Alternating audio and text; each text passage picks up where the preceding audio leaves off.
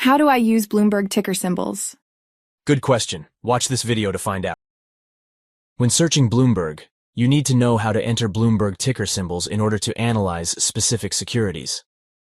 A Bloomberg ticker is a string of characters or numbers that uniquely identify a security in Bloomberg. Here are a few examples. In the equity market sector, a ticker has three parts: Bloomberg ticker, country or exchange code, and market sector. So the Bloomberg ticker for Alphabet Inc. is GOOGL, US equity. In the index or currency market sector, a ticker has only two parts. For example, HSI index or SGD currency. For example, on the Bloomberg screen, go to the command line. Type in GOOGL, US equity. A menu listing will appear with suggested choices. Under Securities, select GOOGL, US equity. Good job!